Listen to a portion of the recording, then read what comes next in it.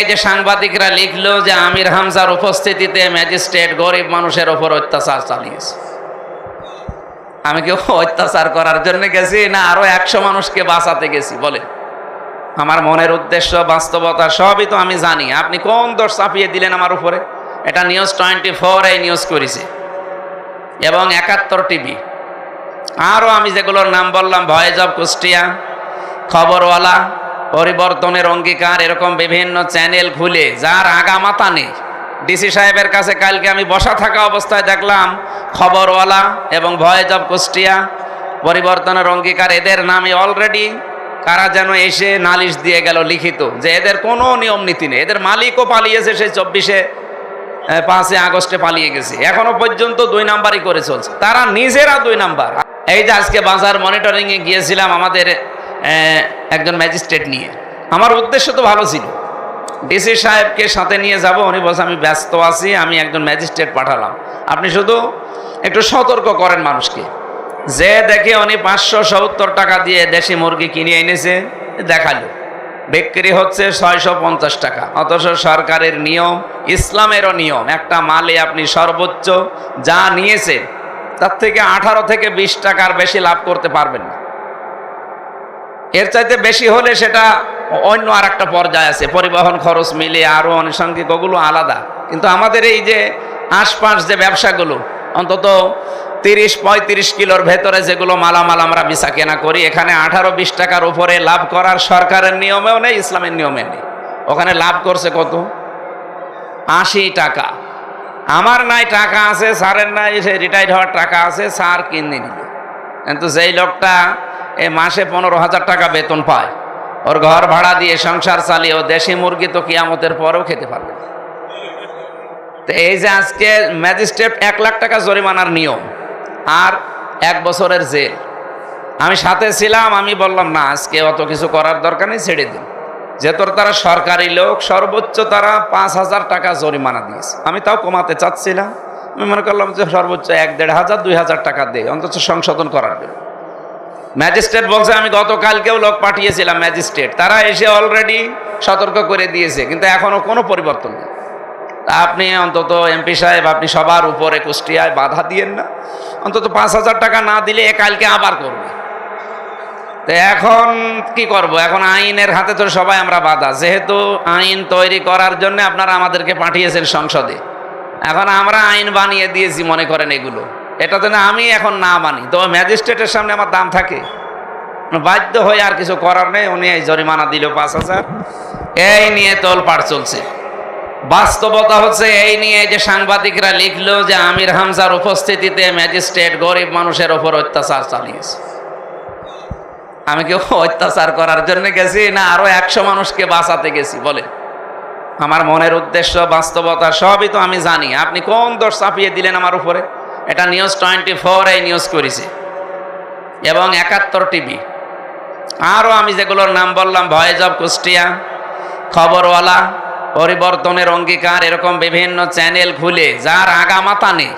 DC সাহেবের কাছে কালকে আমি বসা থাকা অবস্থায় দেখলাম খবরওয়ালা এবং ভয়েস অফ কুষ্টিয়া, পরিবর্তনের অঙ্গীকার, এদের নামে অলরেডি কারা যেন এসে নালিশ দিয়ে গেল লিখিত যে এদের কোনো নিয়ম নীতি নেই। এদের মালিকও পালিয়েছে, সেই 5 আগস্টে পালিয়ে গেছে। এখনো পর্যন্ত 2 নাম্বারই করে চলছে, তারা নিজেরা 2 নাম্বার। আর আমার এই জাতির সামনে 2 নাম্বার করার জন্য উঠে পড়ে লিখেছে। তা আমি আপনাদের আহ্বান জানাচ্ছি, যেহেতু আমরা চুরি করলে, ডাকাতি করলে তার পেছনে নামাজ পড়ি না জেনে শুনি, অথচ এই যে গিবতগুলো যারা করছে, এরকম গিবত অনেক ইমাম, অনেক আলেমও করছে। এই কথা বলে না কেন? গিবত করা, তহমতের, এই যে তহমত বললাম, একটা দোষ চাপিয়ে দেওয়া, এটা কবিরা গুনাহ কিনা বলেন? চোরের পেছনে যদি নামাজ না হয়, ওই ইমামের পেছনে নামাজ হবে? যে লোকটা আমার প্রতি একটা দোষ চাপিয়ে দিল অথবা আমার নামে গিবত করলো, তাহলে চুরি করাও কবিরা গুনাহ, গিবত করা, তহমত করাও কবিরা গুনাহ। কবিরা গুনাহ করলে তার পেছনে নামাজ হয়? আরো জোরে বলেন। কুষ্টিয়ার 6 রাস্তার মোড়ের ইমামিনে এখন মাওলানা আব্দুল খালেক প্রতিনিয়ত অহরহ গিবত করছে। মাওলানা ইলিয়াস রহমতুল্লাহ, এখন তো মারা যায়নি, ইলিয়াস শাহ, মরে গেলে রহমতুল্লাহ বলতাম, এই লোকটা পর্যন্ত আলেমদের নাম নিয়ে একাধারে গিবত করে যাচ্ছে, বিশেষ করে জামাত ইসলামী বাংলাদেশের নাম নিয়ে। অথচ যে দোষগুলো আমরা করি নাই আমাদের উপরে আন্দাজে ওই কাটসাট ভিডিও দেখে চাপিয়ে এগুলো করছেন। এরকম মানুষের পেছনে নামাজ পড়লে চোরের পেছনে আপনাকে নামাজ পড়া লাগবে। কে কথা বললেন না কেন? চোরের পেছনে আপনি নামাজ পড়েন না, জেনাকারের পেছনে নামাজ পড়েন না, তাহলে এনার পেছনে নামাজ হয় কি করে বলেন? আমি আশা করব এরকম মানুষ যেন ইমামতি না করে, কারণ এগুলোর পেছনে নামাজ হবে না। এজন্য আমি নামাজ 6 রাস্তার মোড়ে পড়ি না, কারণ আমার নামাজ আমি জেনে শুনে দেখছি সে গীবত করছে, তহমত করছে আমার নাম দিয়ে, আরো আলেমদের নাম নিয়ে। বিশেষ করে তার সবচাইতে বড় শত্রু হচ্ছে জামাত ইসলামী বাংলাদেশ। এমন অনেক বহু কথা জানিয়েছে যেগুলোর সাথে আমাদের কারো সম্পর্ক। আমরা যারা সিয়াম সাধনা করেছি আমাদের আনন্দ হবে তখন অন্তত রোজাটা যখন কবুল হবে। 2 নম্বরে রোজাদারকে আল্লাহ রায়আন নামক দরজা দিয়ে প্রবেশ করাবে কিয়ামতে, এবং নিজে তিনি দিদার দান করবেন, দেখা দেবেন। আমরা যেন ওই দেখাটা এই রমজানের মাধ্যমে পাই, আমিন। 1 বছর পরে আমাদের কাছে এসেছে মাসটা, কি দিতে এসেছে আমরা কিন্তু অনেকে জানি। সারা জীবন আমরা এই আয়াতগুলো শুনেছি যে কুতিবা আলাইকুমুস সিয়াম কামা কুতিবা আলাল্লাযিনা মিন ক্বাবলিকুম লাআল্লাকুম তাত্তাকুন। রমজান এসেছে আমাদেরকে তাকওয়াবান, পরহেজগার, আল্লাহওয়ালা, খোদাভীতি এই সমস্ত বিষয়গুলো অর্জন করার জন্য। তো এগুলো পাবে কারা? রোজার দ্বারা মানুষ তাকওয়া অর্জন করবে, কিন্তু পাবে কারা? আল্লাহ পাক তার কোরআনে কারিমে আমাদেরকে জানিয়েছেন যালিকাল কিতাবু লা রাইবা ফি। এই একটা কিতাব যার ভেতরে কোনো সন্দেহ না, ভুলের কথা না। এখানে তাহলে খুসরুন শব্দটা থাকতো, অথবা নিসিয়ান। এখানে আল্লাহ পাক দিয়েছেন রয়বুন।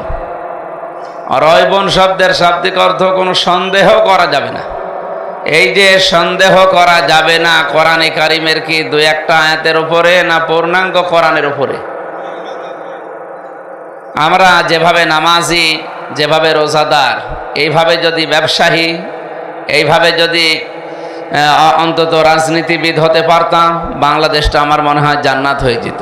কারণ নামাজ একেবারে আমরা কম পড়ি তা না। একটা মানুষ যদি চুরি করে, চুরি করলে তার পেছনে আমরা নামাজ পড়ি। যদি একেবারে সরাসরি জানা যায় যে উনি চোর, উনি চুরি করেছে, এই জন্য মানুষ ওনাকে চোর বলে, উনি যদি এসে নামাজে দাঁড়ায় ইমামতি, আপনি পড়বেন? সবাই জবাব দিলেন না। পড়বেন আপনি? উনি যত বড় শিক্ষিত হোক আর মার্জিত হোক, কারণ উনি চুরি করেছে। এখন আমরা বাস্তবতায় বাংলাদেশের বহু ইমামকে, বহু আলেমকে দেখি তারা ইমামতির জায়গায় দাঁড়াচ্ছে। বহু নেতাকে, নেতা মানে তো ইমাম, আমি শুধু মসজিদের ইমামের কথা বলছি না। এই ইমাম মানে পরিবার, সমাজ এবং রাষ্ট্র যারা চালায় প্রত্যেকটা ইমাম। প্রত্যেকটা কি? এই ইমামগুলো যদি চোর হয়, এই ইমামগুলোর পেছনে আমরা নামাজ পড়তে রাজি কেউ আছি এখানে? চুরি করা একটা কবিরা গুনাহ, এটা আমরা সবাই জানি কি না? কোরআনে নেই? আস-সারিকু ওয়াস-সারিকাতু ফাকতাউ আইদিয়াহুমা জাযাম বিমা কাসাবা নাকালাম মিনাল্লাহ। একেবারে স্পষ্ট সূরা মায়েদার 37 নম্বর 38 নম্বর আয়াত। এই পৃথিবীতে যারা চুরি করবে, সে পুরুষ হোক আর নারী হোক, যদি সাক্ষ্য প্রমাণে ধরা পড়ে তার হাত কেটে দেওয়া লাগবে। এই বিধানটা কার বলেন তো? আল্লাহ বলেন এই বিধান দিয়েছি শুধু দুনিয়ার জন্য। জাযাম বিমা কাসাবা নাকালাম মিনাল্লাহ, এটা দুনিয়ার শাস্তি। পরকালে কি করব চোরের, এটা আমি জানি। তাহলে আমরা কি বুঝলাম এই আয়াতগুলো দিয়ে? যে চোর চুরি করলে তার হাত কেটে দেওয়া লাগবে, এটা দুনিয়ার শাস্তি।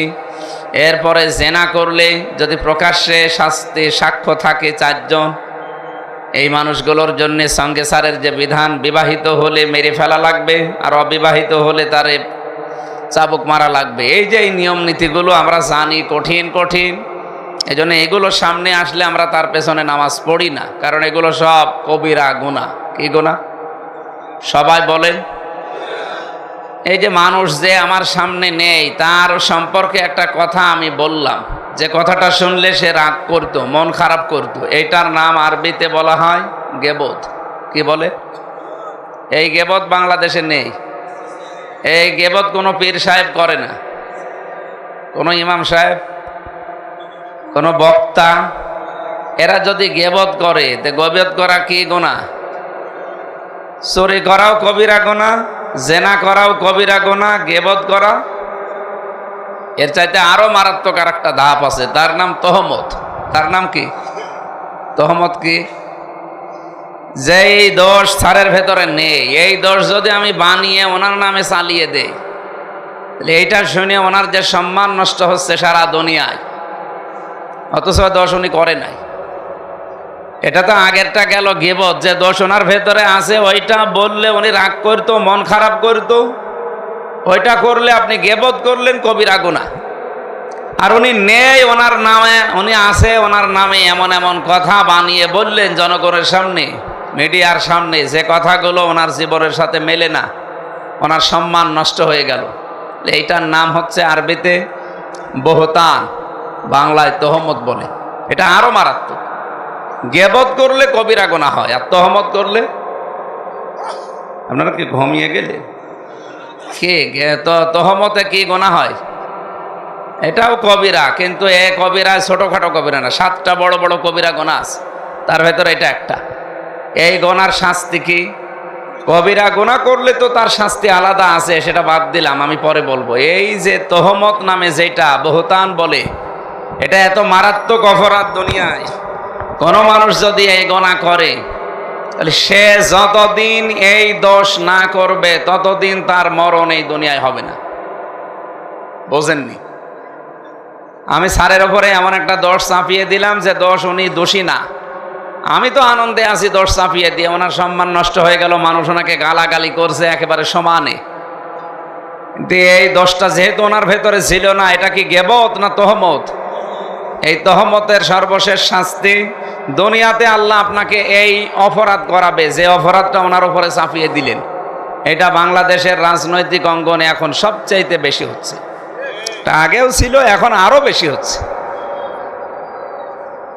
আমরা এই যে 12 তারিখে নির্বাচিত হওয়ার পর 17 তারিখে শপথ নিয়ে আসলাম, 18, 19 আমরা ছিলাম ট্রেনিংয়ে, এমপিদের ট্রেনিং দিয়েছে। এরপরে 20 তারিখে কুষ্টিয়ায় এসে কিছু কিছু কাজ করলাম, যেই কাজ আমাদেরকে উপর থেকে নির্দেশ দিয়েছে সংসদ সদস্যরা, এলাকায় যে কাজগুলো করবা। এইটা করার পর মানে ফিল্ডের যে কথাগুলো আসতেছে, সব কথাই তো আমার পক্ষে নাকি? আমি ভালো হওয়ার জন্যে, ভালো করার জন্যে যে উদ্যোগ নিলাম, অথচ মানুষ ওটা উল্টিয়ে যেই কথা যেই কাজ আমি করি নাই, বলি নাই, ওটা কাটসাট করে হোক, ওর সাথে রং চং লাগিয়ে হোক, এর সাথে আরেকটু জুড়ে দিয়ে আমার নামে চালিয়ে দিল। এটা করে হচ্ছে সাংবাদিকরা বেশি। তাহলে এইরকম সাংবাদিক বাংলাদেশে তো নেই। এটা কুষ্টিয়ার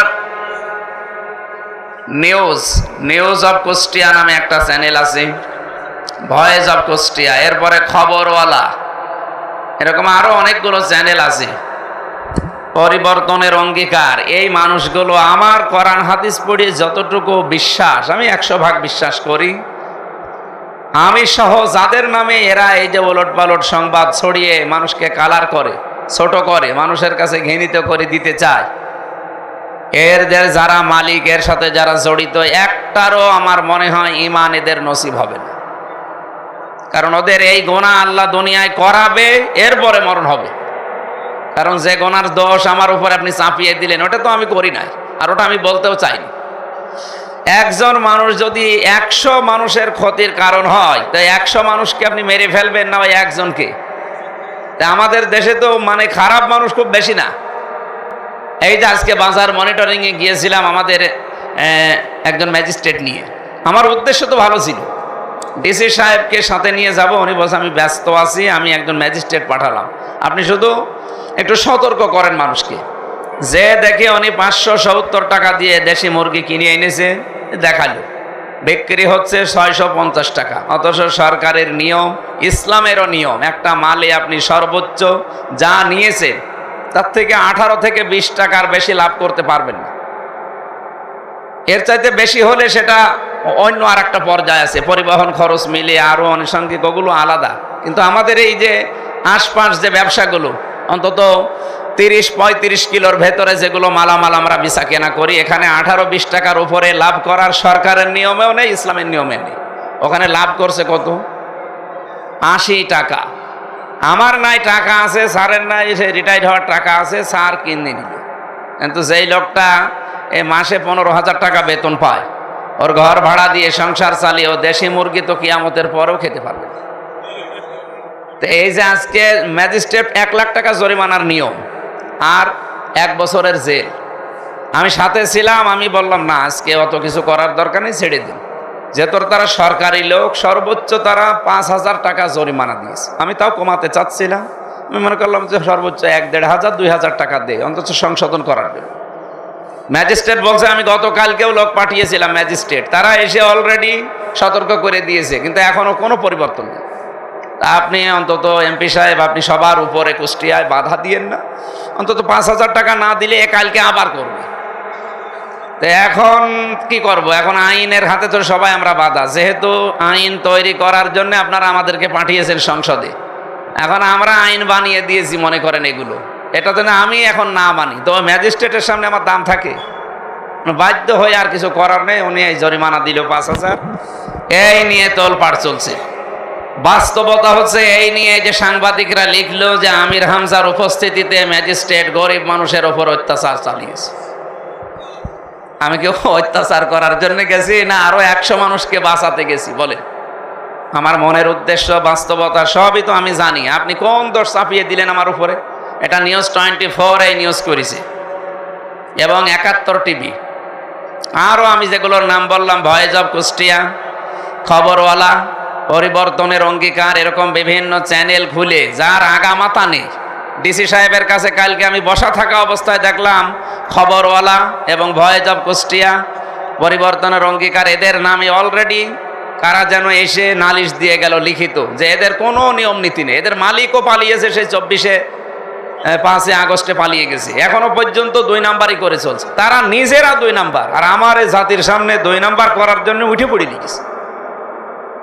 তা আমি আপনাদের আহ্বান জানাচ্ছি, যেহেতু আমরা চুরি করলে, ডাকাতি করলে তার পেছনে নামাজ পড়ি না জেনে শুনি, অথচ এই যে গিবতগুলো যারা করছে, এরকম গিবত অনেক ইমাম, অনেক আলেমও করছে।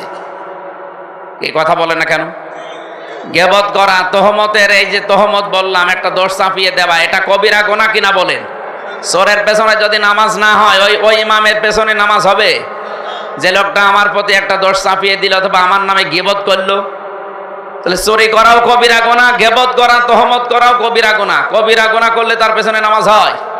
আরো জোরে বলেন।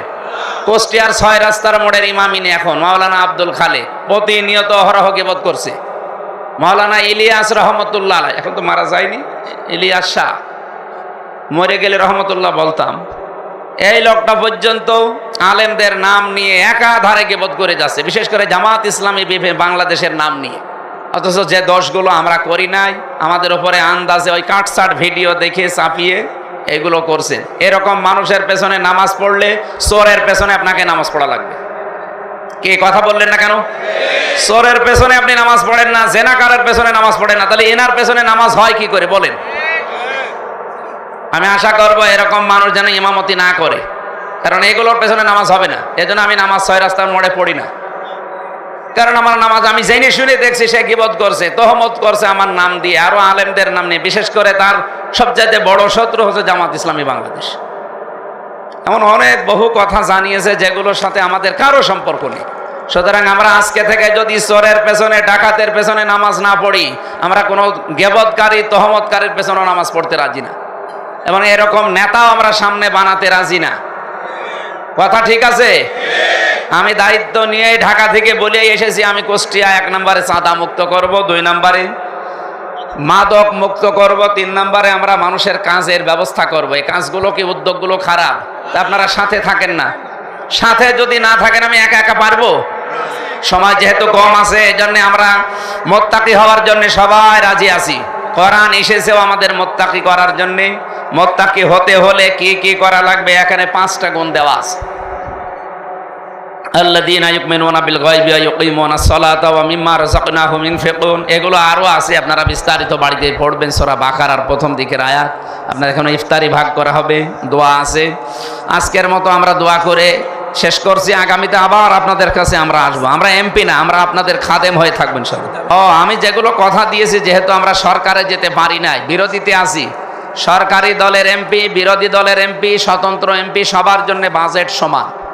শুধুমাত্র এই যে মহিলা মেম্বার যারা, মহিলা এমপি যারা হবে, নারী এমপি, সংসদ সদস্য সংরক্ষিত, এই 50 জনেরটা একটু আলাদা আলাদা, ওদের অল্প অল্প কিছু দেবে নাম কাওয়াস্তে। কিন্তু এই যে 300 জন যারা, তাদের প্রত্যেকের সমান, সে সরকারি দলে হোক, বিরোধী দলে হোক, স্বতন্ত্র হোক। আমার তো আর চায় না খাওয়ার কোনো সিস্টেম নেই, কিরামান কাতিবিন তো আছে, আরও আছে। সুতরাং আমার যেহেতু বলা আছে যে 5 টাকা এই 5 বছরে বাড়বে না, আরও যা আছে কমে যাবে। সুতরাং যা আসবে আমি কথা দিয়ে যাচ্ছি এই রমজানে ইফতারের আগে, যেখানে যেটা আসবে শুধু দায়িত্ব নিয়ে পৌঁছিয়ে দেব। কিন্তু এই জায়গায় যেন আবার কেউ মারিং কাটিং না করে। অনেকে আছে যারা সরকারি দলে আছে, ওরা মনে করছে আমরা একেবারে কি হয়ে গেছি সব, আবার না, কিছু নিতে হলে আপনার আমার সই লাগবে, তাছাড়া আপনি পাবেনও না। এই জন্য আমি খেতে দেব না কাউকে, অন্তত 5 বছর আমরা সবাই না খেয়ে থাকি, যা আসবে অন্তত মানুষের কাছে বিলিয়ে দেয়। যা রাস্তা আমি দেখেছি নির্বাচনের আগে, এই আসিরদের গ্রামের যে 7.5 কিলোমিটার রাস্তাটা, ওই কি হারুমড় থেকে একেবারে সিঁদুর ঘাট, এই 7.5 কিলোমিটার আমি দেখব। এরপর আর একটা বাগডাঙ্গার ওই রাস্তাটাও আমি গেছি। এখানে রাস্তা আমি এটা ঠিক আছে, যেগুলো আছে আসলেই তো পৌঁছিয়ে দিচ্ছি। আর কি, আমার তো আর বাড়ি নিয়ে যাওয়ার কায়দা নেই, পৌঁছিয়ে দেবো। সালাম আলাইকুম।